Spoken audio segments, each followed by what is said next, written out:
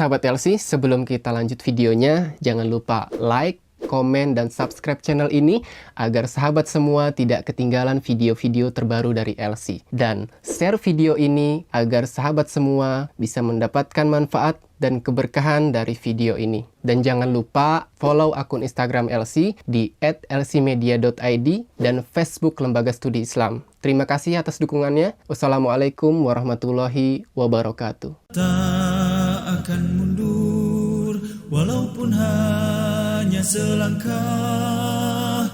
Rasul mulia sebagai pedoman, Quran dan Sunnah sebagai jalan hidup kami.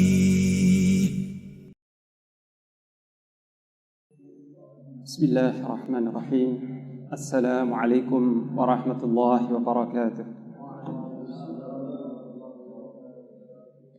Alhamdulillah, wassalatu wassalamu ala rasulillah wa ala alihi wa sahbihi wa man tabi'a hudah wa ba'd.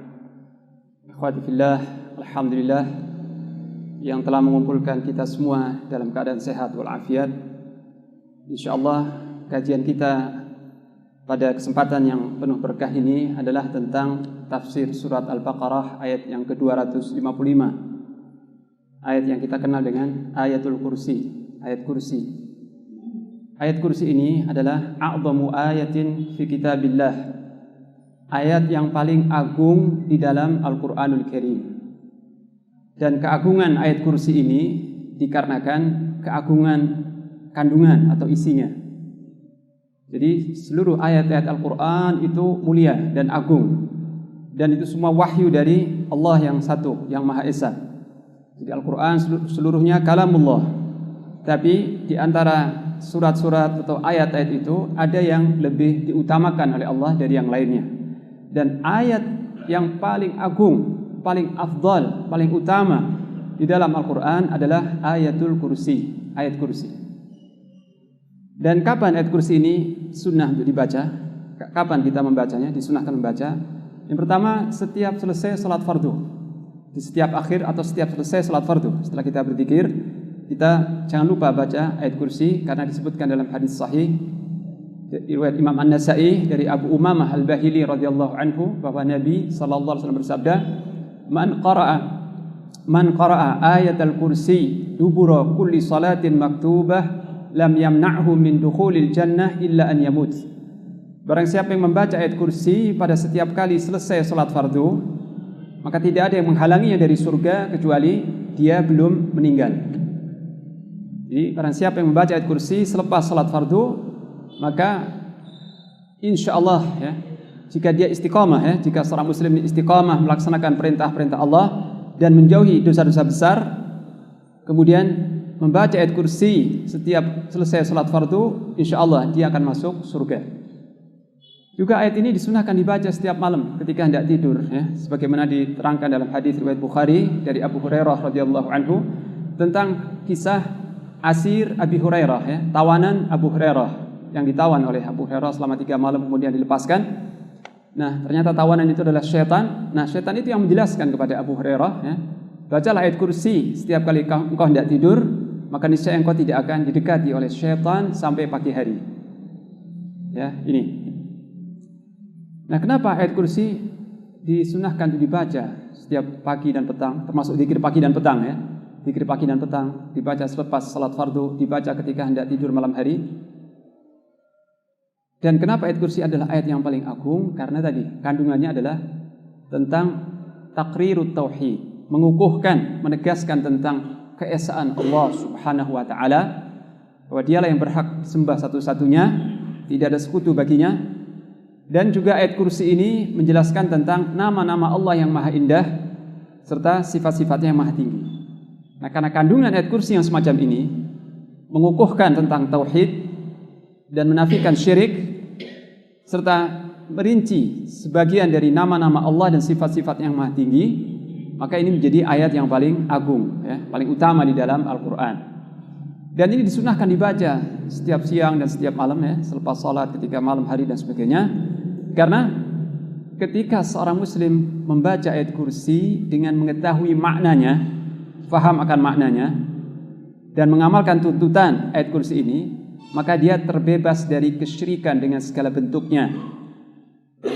Seorang muslim yang membaca ayat kursi, faham dengan maksudnya, dan mengamalkan tuntutan ayat kursi ini, maka dia terlepas atau terbebas dari kesyirikan dengan segala bentuknya.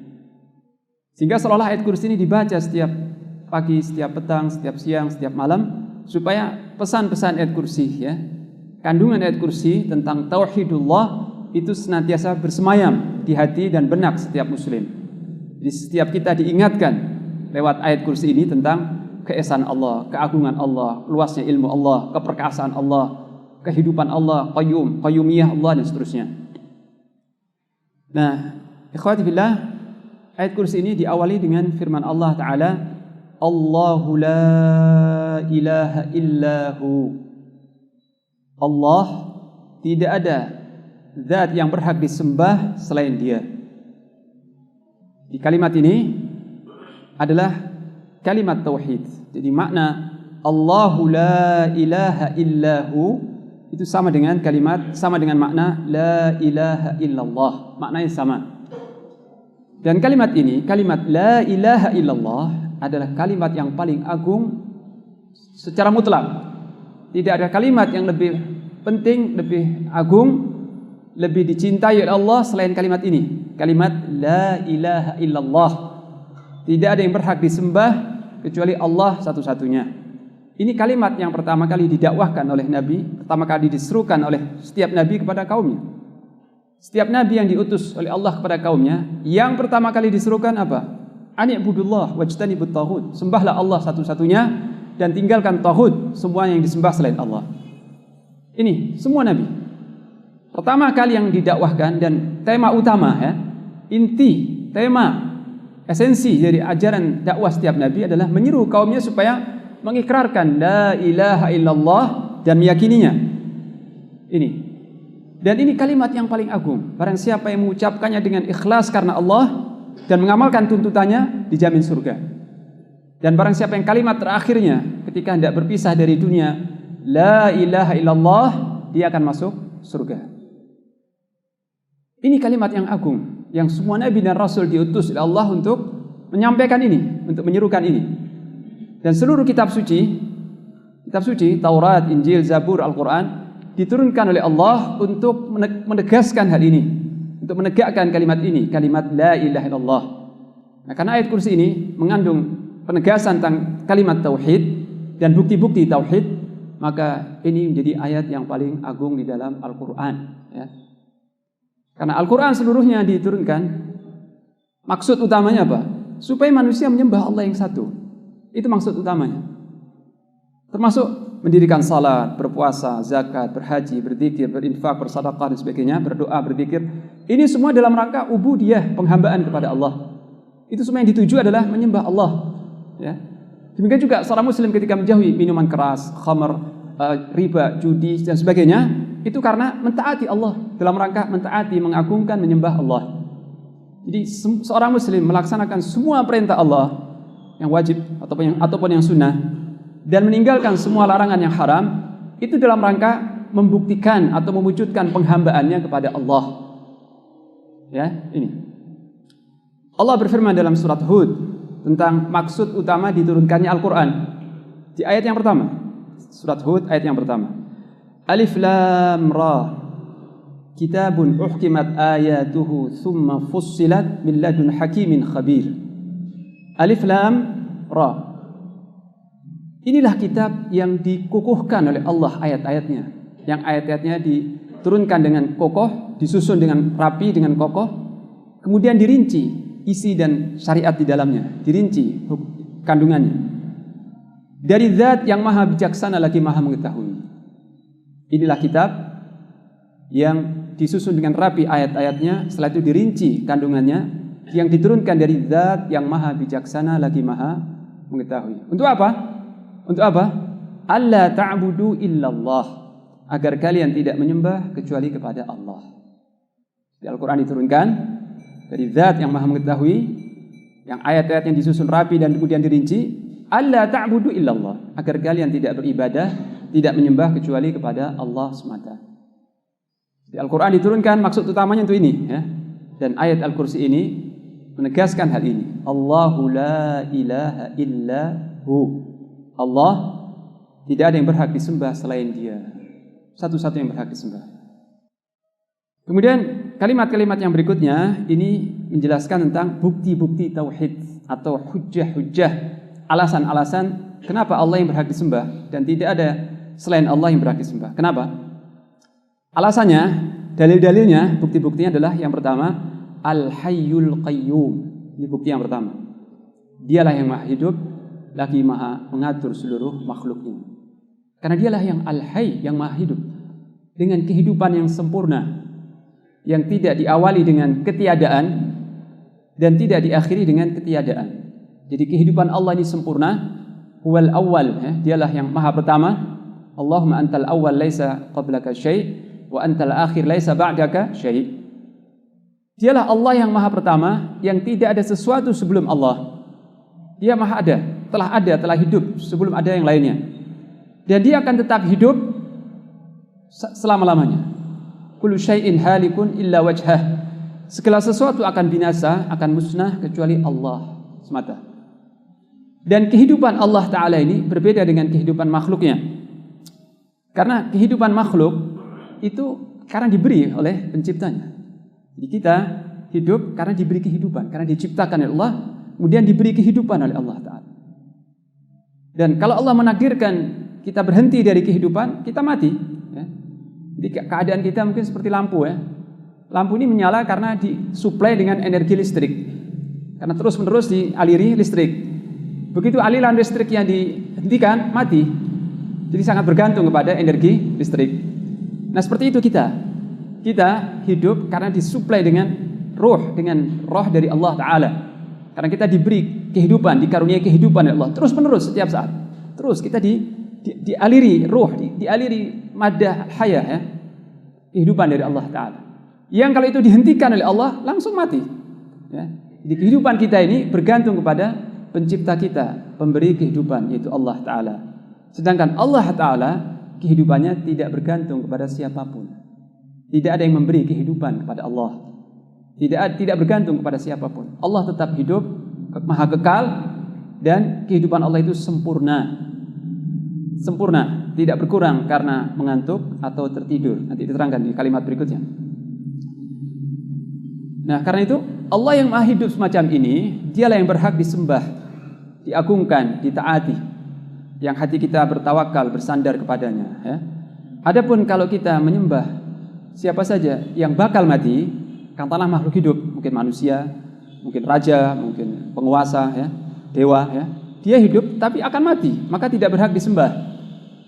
Atau sesuatu yang telah mati, tadinya hidup, sekarang sudah mati, sudah dikubur, maka tidak berhak, tidak layak kita beristighatsah, meminta al-madad, pertolongan, keberkahan dari makhluk-makhluk yang telah meninggal, telah mati, ya.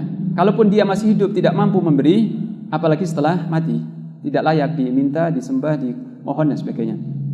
Atau makhluk yang memang asalnya mati, tidak pernah hidup, sebagaimana pohon, batu, ya, patung dan sebagainya, memang asalnya mati, ya. Jadi semua yang hidup tapi akan mati tidak berhak disembah. Atau tadinya hidup dan sekarang mati tidak berhak disembah. Atau tidak pernah hidup sama sekali, maka lebih tidak berhak disembah. Siapa yang berhak disembah? Yang berhak disembah adalah Zat yang maha hidup dan tidak akan mati. Kepadanya kita bergantung, bertawakal, memohon, mengharapkan semua karunia dan pemberian, ya. Karena itu Allah berfirman, wa tawakkal 'alal hayyil ladzi la yamut. Bertawakkallah engkau kepada Zat yang maha hidup dan tidak akan mati. Kemudian nama Allah yang berikutnya adalah Al-Qayyum. Al-Qayyum. Al-Qayyum ini maknanya dua. Yang pertama adalah Al-Qaimu binafsih, yang tegak dengan sendirinya, yang mandiri, tidak membutuhkan siapapun, ya. Allah maha kaya, tidak butuh kepada siapapun dari makhluknya. Allah menciptakan malaikat, bukan karena butuh pada malaikat. Allah menciptakan manusia, jin dan sebagainya bukan karena butuh. Tapi makhluk itu seluruhnya butuh kepada Allah, sedangkan Allah tidak membutuhkan siapapun. Ya ayyuhan nasu antumul fuqara'u ilallah wallahu huwal ghaniyyul hamid. Wahai sekalian manusia, kalian semua itu fakir, butuh kepada Allah. Dan Allah dialah yang maha kaya, lagi maha terpuji. Tidak membutuhkan sesuatu pun dari siapapun. Ini Allah. Ini makna pertama, al-qaimu binafsih. Makna yang kedua adalah al-qaim ala kulli syai', yang mengatur segala sesuatu. Di makna kedua dari al-qayyum adalah yang maha mengatur, mengurusi, mengendalikan, mentadbir segala-galanya, ya. Jadi alam semesta yang luas ini, langit, bumi, dan seluruh makhluk itu diatur oleh Allah satu-satunya. Tidak ada sekutu. Allah yang mengatur jagat raya yang luas ini dengan pengaturan yang penuh kebijakan, penuh hikmah, pengaturan yang sempurna, ya, sehingga tidak jatuh selembar daun ke bumi, melainkan Allah yang menentukan, mengaturnya, ya, dan tidak tumbuh biji-bijian atau tanam-tanaman, tidak tumbuh dari bumi, melainkan Allah yang mengatur itu semua. Demikian juga tidak lahir manusia atau hewan kecuali dengan pengaturan Allah. Dan tidak ada pergerakan di alam semesta, tidak ada sesuatu yang bergerak atau diam kecuali dengan pengaturan dan izin Allah Subhanahu wa taala. Dan kalau kita cermati, ya, alam yang luas ini, alam semesta, ya, dengan matahari, bulan, bintang-bintang yang sekian miliar bintang-bintang di angkasa, ya, yang itu semua tidak ada yang diam. Bintang-bintang itu semua beredar di porosnya dengan kecepatan yang tinggi. Sejak dahulu, sejak ribuan tahun yang lalu sampai hari ini. Siapa yang mengatur, memperjalankan benda-benda di angkasa itu semuanya, yang jumlahnya miliaran, sejak dahulu sampai hari ini? Allah satu-satunya, tidak ada sekutu. Siapa yang menciptakan, menghidupkan, mematikan, memberi rizki, mendengar doa-doa hambanya dan mengabulkan doa-doa hambanya, mengeluarkan hambanya dari kesulitan, ya, dan mengatur semua makhluk di muka bumi maupun di langit. Allah satu-satunya, ya. Dan Allah tidak kesulitan mengatur itu semua. Tidak pernah sibuk, tidak pernah capek, tidak pernah letih, tidak pernah lengah, tidak pernah keliru. Tidak ada error dalam pengaturan Allah. Tidak ada error sedikit pun. Padahal yang diatur oleh Allah itu tidak terhitung. Makhluk Allah tidak terhitung jumlahnya, ya. Dan kebutuhan mereka bermacam-macam. Kebutuhan mereka beragam, ya. Pengaturan dan gerak-geriknya itu macam-macam, ya. Semua pergerakan di alam semesta sampai atom, ya. Benda-benda kecil itu ada terdiri dari atom-atom, ya. Atom-atom itu elektronnya berputar di proton terus. Siapa yang menggerakkan? Siapa yang memutar itu semua? Allah satu-satunya, ya. Nah, seperti itu qayyumiyah, pengaturan Allah terhadap seluruh makhluknya. Pengaturan yang sempurna yang menunjukkan keperkasaan Allah, kekuasaan Allah yang tiada batas, ya, dan ilmunya yang meliputi segala sesuatu. Nah, zat yang maha mengatur seluruh makhluknya ini dan tidak perlu bantuan, tidak ada sekutu baginya, dialah yang berhak disembah, diagungkan, ditaati, dan tidak ada selain Allah yang berhak disembah. Jadi Al-Hayyu Al-Qayyum, dua nama Allah yang penuh berkah dan dua bukti akan keberhakan Allah untuk disembah, ya. Dialah yang maha hidup satu-satunya dengan kehidupan yang sempurna dan maha mengatur, mengurusi seluruh makhluknya. Kemudian bukti yang berikutnya, la ta'khudhuhu sinatu wa la naum. Dia tidak ditimpa oleh rasa kantuk sedikit pun maupun tertidur, apalagi tertidur. Jadi Allah Ta'ala sama sekali tidak pernah mengantuk ataupun tertidur. Nah, ketika disebut dua sifat kekurangan ini, dinafikan dua sifat kekurangannya, karena bagi Allah ini kelemahan. Kalau sampai Allah itu tertidur atau mengantuk sedikit pun, kacau, ya. Alam ini nggak teratur karena Allah yang mengatur segala-galanya, ya. Nah, ketika ayat ini menafikan dua sifat kelemahan ini, padahal ini sifat kelemahan yang paling ringan, jadi sekedar mengantuk atau tertidur, ini kelemahan yang ringan. Kalau itu dinafikan dari Allah Ta'ala, apalagi kelemahan yang lebih berat dari itu, seperti letih, ya, letih, capek, lengah, lalai, atau lupa, atau mati, apalagi, ya, Maha Suci Allah, ya. Kalau mengantuk saja Allah Maha Suci, tertidur saja Allah Maha Suci dari itu, apalagi yang lebih berat dari itu, ya. Ini. Jadi Allah Ta'ala menciptakan 7 lapis langit dan bumi dalam waktu 6 hari, dan Allah tidak tertimpa keletihan sedikit pun. Sebagaimana Allah berfirman dalam surat Qaf, وَلَقَدْ خَلَقْنَا السَّمَاوَاتِ وَالْأَرْضَ وَمَا بَيْنَهُمَا فِي 6 أَيَّامٍ وَمَا مَسَّنَا مِنْ لُغُوبٍ. Dan sungguh kami telah menciptakan langit yang 7 lapis dan bumi dalam waktu 6 hari, dan kami tidak tertimpa keletihan sedikit pun. Sama sekali kami tidak letih, tidak perlu rehat. Sebagaimana akidah kaum Yahudi, ya. Kaum Yahudi menyifati Allah dalam kitab Tauratnya, Taurat yang sudah dirubah, bahwa setelah Allah menciptakan langit dan bumi dalam waktu 6 hari, maka Allah merasa capek, sehingga dia beristirahat di hari Sabat, di hari Sabtu. Allah beristirahat di hari Sabtu. Ini akidah kaum Yahudi, ya. Maha suci Allah dari apa yang mereka katakan, ya. Allah SWT tidak pernah tertimpa rasa kantuk, tidak pernah tertidur, tidak pernah letih, lalai, lupa, dan sebagainya. Maha sempurna.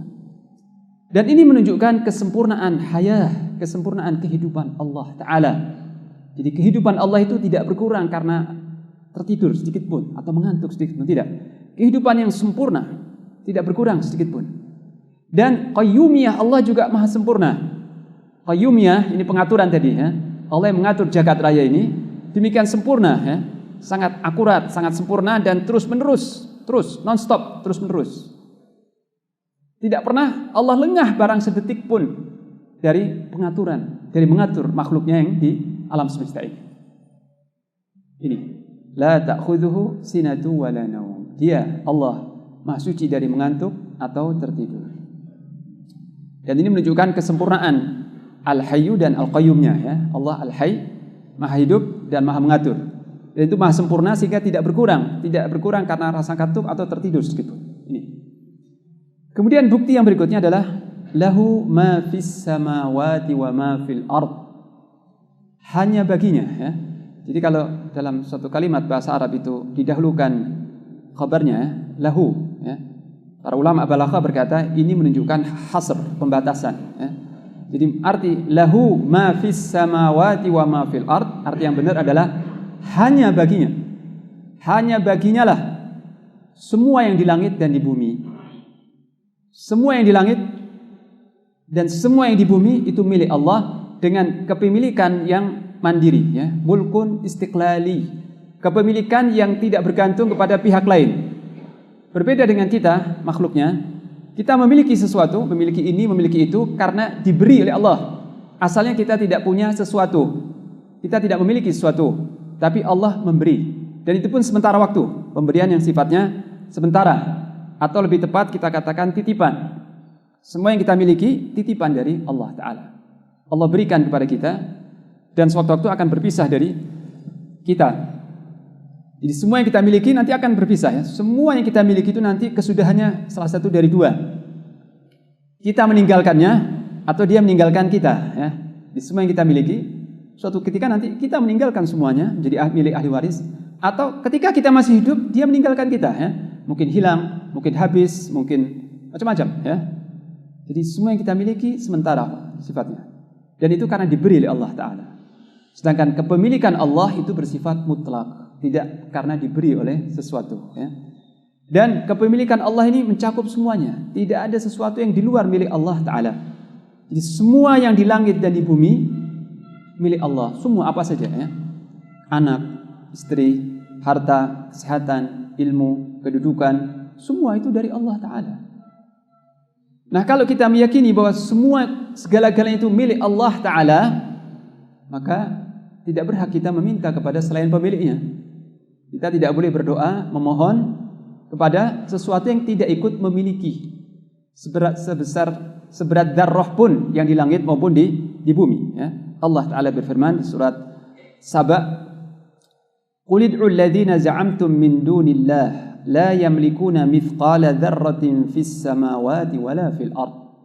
Katakan wahai Rasulullah kepada orang-orang musyrikin itu, serulah, ya, mohonlah, serulah semua yang kalian anggap sebagai sekutu sebagai Allah. Mintalah kalian, serulah oleh kalian semua yang kalian anggap sekutu bagi Allah. Mereka itu tidak memiliki mithqala dzarrah, tidak memiliki seberat dzarrah pun, baik yang di langit maupun di bumi. Dzarrah itu apa? Sebagian ulama berkata dzarrah itu debu yang baru terlihat kalau kena sorot matahari, ya. Kalau dilihat begini nggak kelihatan, tapi kalau kena sorot cahaya matahari kelihatan debu-debu yang berterbangan itu. Kelihatan karena kena sorot matahari. Nah, satu debu itu dzarrah. Jadi semua selain Allah, siapa saja selain Allah, tidak memiliki hatta seberat darah, baik yang di langit maupun di bumi. Ini ya. Kemudian juga Allah Ta'ala berfirman dalam surah Al-Ankabut, innal ladzina ta'buduna min dunillahi la yamlikuna lakum rizqa fabtaghu 'indallahi rizq wa'buduhu washkuru lah wa ilaihi turja'un. Apa saja yang kalian sembah selain Allah, baik malaikat, baik nabi, orang saleh, patung-patung, semua yang kalian sembah selain Allah, mereka itu tidak mampu memberikan rizki kepada kalian, tidak menguasai, tidak mengatur rizki kalian, tidak mampu memberi rizki. Fabtaghu 'indallahi rizq, maka mintalah dari sisi Allah rizki itu. Wa'buduh, dan sembahlah Dia. Mintalah seluruh permintaan kalian kepada Allah dan sembahlah Dia serta bersyukurlah kepadanya. Wa ilaihi turja'un, dan hanya kepadanya nanti kalian dikembalikan. Ya. Nah, jadi kalimat ini merupakan bukti yang jelas, dalil yang kuat bahwa hanya Allah yang berhak disembah, dimohon, kita berdoa, berharap kepadanya. Karena semua itu milik Allah. Dan tidak ada selain Allah yang ikut memiliki, meskipun seberat darah tadi. Ya. Ini bukti yang keempat mungkin ya tadi. Lahu ma fis samawati wa ma fil ard. Hanya milik Allah semua yang di langit dan di bumi. Kemudian bukti yang berikutnya, man dzalladzi yashfa'u 'indahu illa biiznih. Siapakah yang mampu, siapakah yang dapat memberi syafaat di sisi Allah kecuali dengan seizinnya? Siapa yang dapat, siapa yang berani memberikan syafaat nanti di hari kiamat di sisi Allah kecuali setelah ada izin dari Allah Ta'ala. Ini menunjukkan kesempurnaan kerajaan Allah. Jadi Allah raja yang merajai langit dan bumi, memiliki langit dan bumi, baginya kerajaan langit dan bumi. Dan kerajaan ini demikian sempurna sehingga tidak ada satupun makhluk yang berani mempengaruhi kebijakan Allah, mempengaruhi keputusan Allah Ta'ala. Semuanya tidak berani. Ya.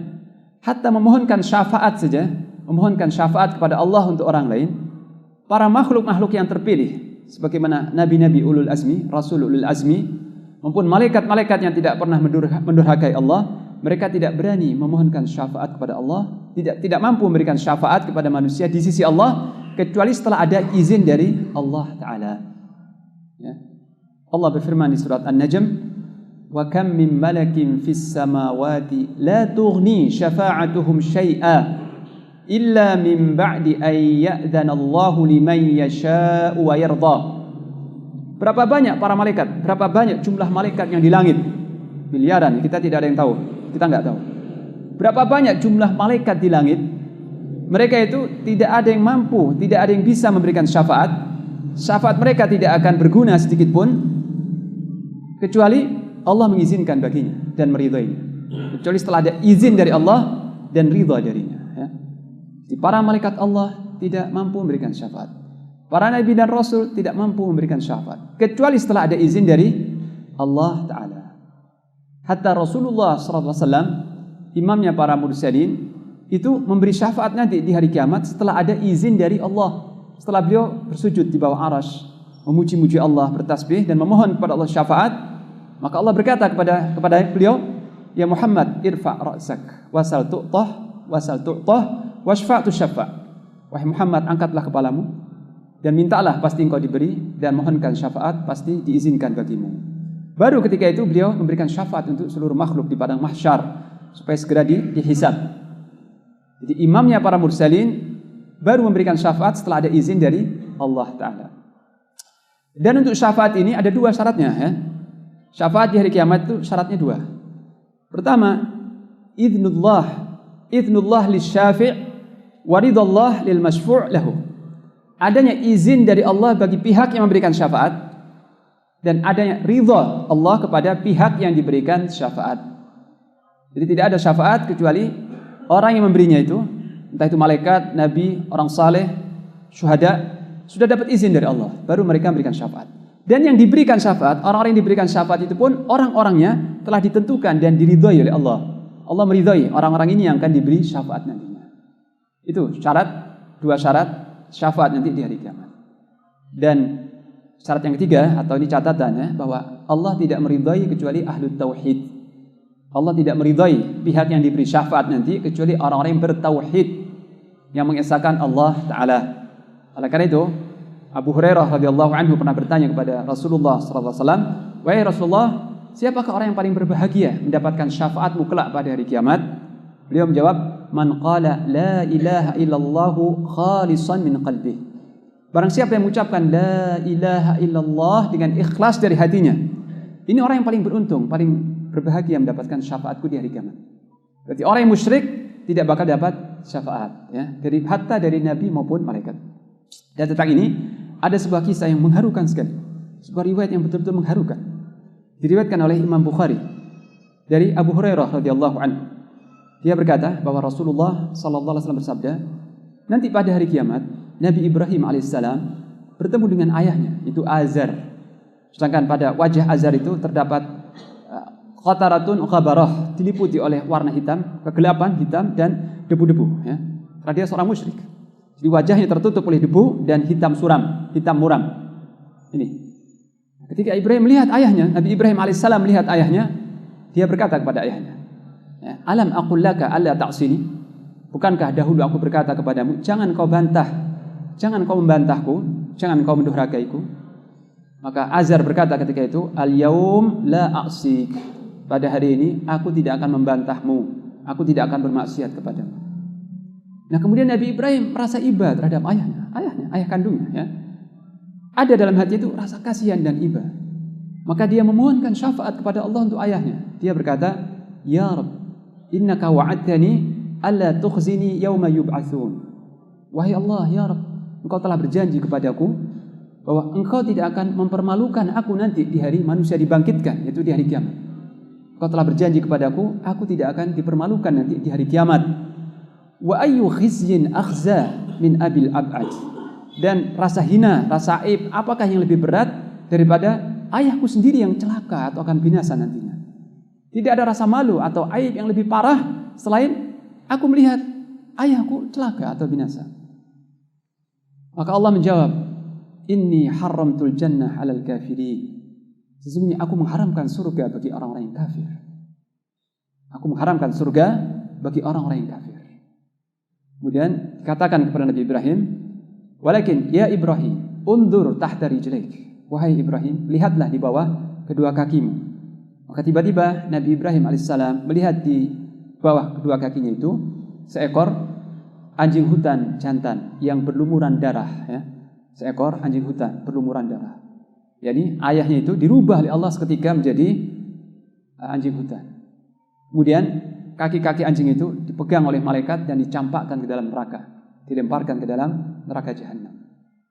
Ini hadis riwayat Bukhari, ya.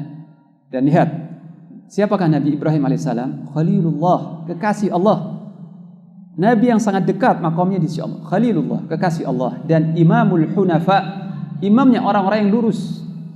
Inni ja'iluka linnas imama. Aku menjadikan engkau sebagai imam bagi seluruh umat manusia. Nabi Ibrahim alaihissalam yang kedudukannya seperti itu pun ditolak syafaatnya untuk ayah kandungnya karena ayahnya musyrik, ya. Nah, apa hikmahnya? Ayahnya dirubah menjadi seekor anjing hutan supaya Nabi Ibrahim tidak dipermalukan. Jadi Allah menepati janjinya bahwa Nabi Ibrahim alaihissalam tidak dipermalukan di hari kiamat, sehingga ayahnya itu dirubah fisiknya menjadi seekor anjing hutan dan berlumuran darah, sehingga tidak ada seorang pun yang mengenali bahwa itu adalah ayah Nabi Ibrahim. Sehingga ketika dilemparkan ke dalam neraka jahanam, tidak ada penghuni neraka yang mengenali bahwa itu adalah ayah Nabi Ibrahim alaihissalam, sehingga beliau selamat dari aib, selamat dari kehinaan. Tapi Allah tidak melanggar ketetapannya, itu surga diharamkan bagi orang-orang yang kafir. Nah, ikhwati fillah, ini sekelumit dari penjelasan ayat Al-Kursi, ayat yang paling agung di dalam Al-Quran, yang barang siapa tadi membacanya dengan memahami makna dan kandungannya, maka dia terbebas dari semua kesyirikan, ya. Nah, mungkin saya cukupkan sekian dulu pembahasan kita kali ini, ya. Wassallallahu ala nabiyyina Muhammad wa ala alihi wa sahbihi wasallam. Wassalamualaikum warahmatullahi wabarakatuh. Tak akan mundur walaupun hanya selangkah. Rasul mulia sebagai pedoman, Quran dan Sunnah sebagai jalan hidup kami.